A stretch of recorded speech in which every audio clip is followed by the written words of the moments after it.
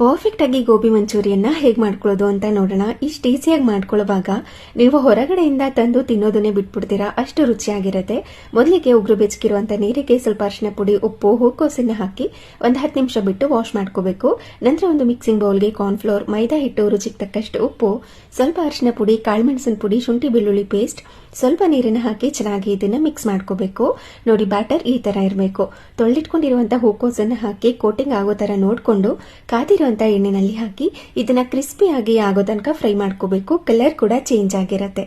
ನಂತರ ಒಂದು ಬಾಣಲಿಗೆ ಸ್ವಲ್ಪ ಎಣ್ಣೆ ಕಾದಾದ ನಂತರ ಸಣ್ಣದಾಗಿ ಹೆಚ್ಚಿಟ್ಕೊಂಡಿರುವಂತಹ ಶುಂಠಿ, ಬೆಳ್ಳುಳ್ಳಿ, ಹಸಿಮೆಣಸಿನಕಾಯಿನ ಹಾಕಿ ಫ್ರೈ ಮಾಡಿ ಸಣ್ಣದಾಗಿ ಕಟ್ ಮಾಡಿ ಇಟ್ಕೊಂಡಿರುವಂತಹ ಈರುಳ್ಳಿ, ಕ್ಯಾಪ್ಸಿಕಮ್, ಸ್ವಲ್ಪ ಉಪ್ಪನ್ನ ಸೇರಿಸಿ ಮತ್ತೆ ಇದನ್ನ ಹೈ ಫ್ಲೇಮ್ ನಲ್ಲಿ ಇಟ್ಕೊಂಡು ಫ್ರೈ ಮಾಡ್ಕೊಂಡು ಸ್ವಲ್ಪ vinegar, soya sauce, red chilli sauce ನ ಹಾಕಿ ಮತ್ತೆ ಮಿಕ್ಸ್ ಮಾಡ್ಕೊಂಡು 1 ಸ್ಪೂನ್ ಅಷ್ಟು ಕಾರ್ನ್ ಫ್ಲೋರ್ ಗೆ ನೀರನ್ನ ಹಾಕಿ ಮಿಕ್ಸ್ ಮಾಡಿ ಇದ್ರೊಳಗಡೆ ಸೇರಿಸಿ ಸ್ವಲ್ಪ ಟೊಮ್ಯಾಟೊ ಕೆಚಪ್ ನ ಹಾಕಿ ಮತ್ತೆ ಇದನ್ನ ಮಿಕ್ಸ್ ಮಾಡ್ಕೊಂಡು ಫ್ರೈ ಮಾಡಿ ಇಟ್ಕೊಂಡಿರುವಂತಹ ಗೋಬಿನ ಹಾಕಿ ಮೇಲೆ ಕೊತ್ತಂಬರಿ ಸೊಪ್ಪನ್ನ ಹಾಕಿ ಮಿಕ್ಸ್ ಮಾಡ್ಕೊಂಡ್ರೆ ಸಕ್ಕ ಟೇಸ್ಟಿ ಆಗಿರುವಂತಹ ಗೋಬಿ ಮಂಚೂರಿಯನ್ ರೆಡಿ.